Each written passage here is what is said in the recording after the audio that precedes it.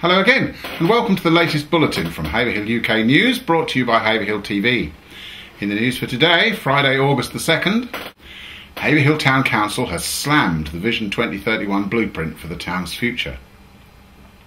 Suffolk County Council has agreed in principle to let Haverhill Town Council take over the former magistrates court building as a base for youth services, and a Haverhill man will this weekend be tackling the route of last year's Olympic road race cyclists on behalf of the charity BLISS.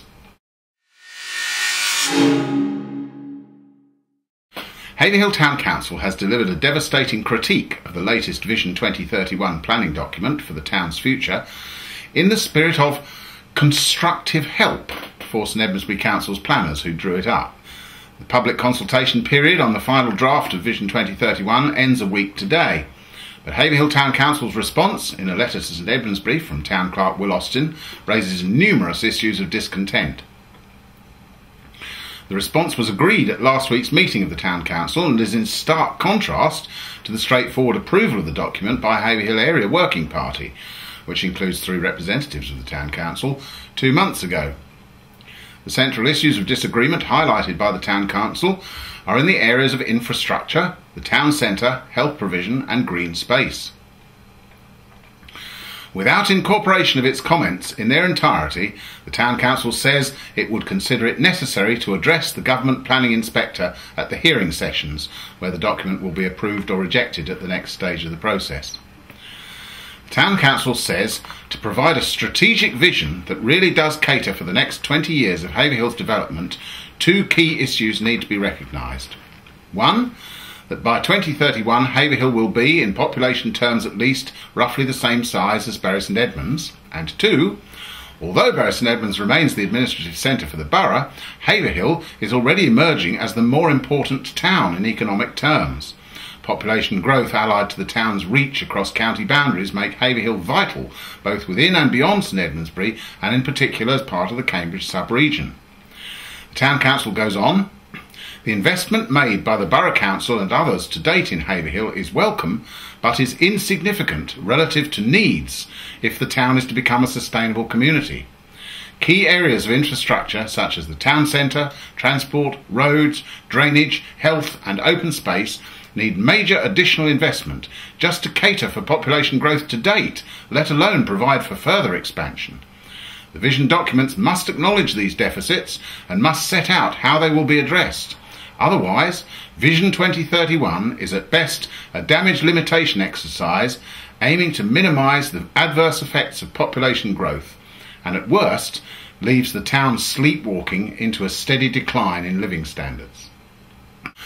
Suffolk County Council has agreed to lease the former magistrates court in Camps Road to Haverhill Town Council with a view to eventual sale, so the building can be turned into a hub for youth activities in the town. Town Council fought a long battle to retain the Burton Centre for the purpose, but lost out in the end to St Nicholas Hospice.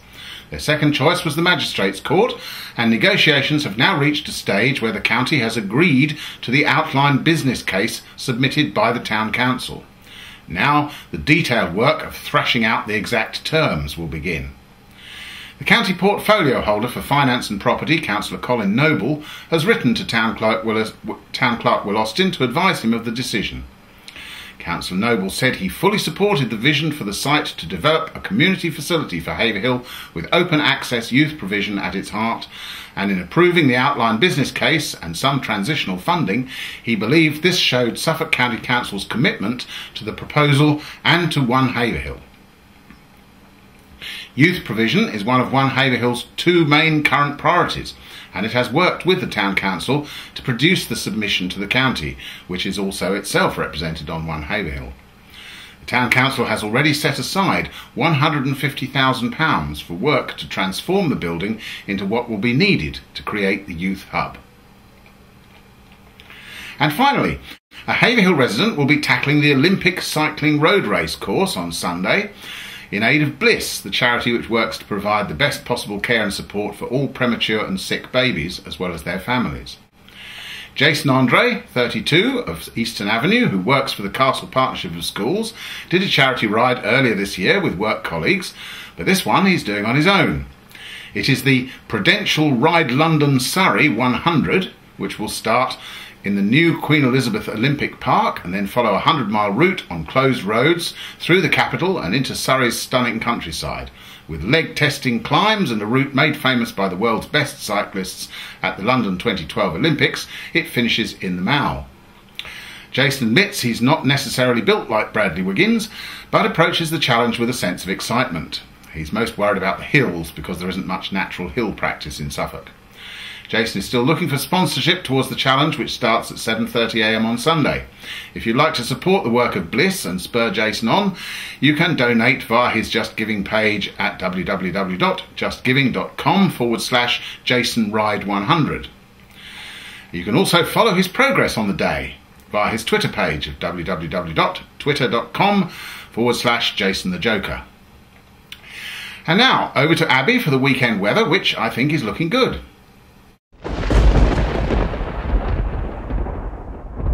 Thank you, David. Hello, and here's the local weather forecast for the next few days. Saturday and Sunday we can expect bright sunshine throughout the day, with daytime temperatures of 24 degrees, dropping to 13 degrees at night. Monday will be a mixture of sunshine and clouds, a daytime temperature of 25 degrees, dropping to 17 degrees at night. Tuesday, like the weekend, bright and sunny, with the daytime temperatures of 26 degrees, dropping to 14 degrees during the night. Back to you, David. Thanks for that, Abby. That's all for today, but join us again on Tuesday, and meantime keep in touch by going to www.haverhill-uk.co.uk or following us on Twitter. And don't forget my weekly Heart of the Matter video blog tomorrow.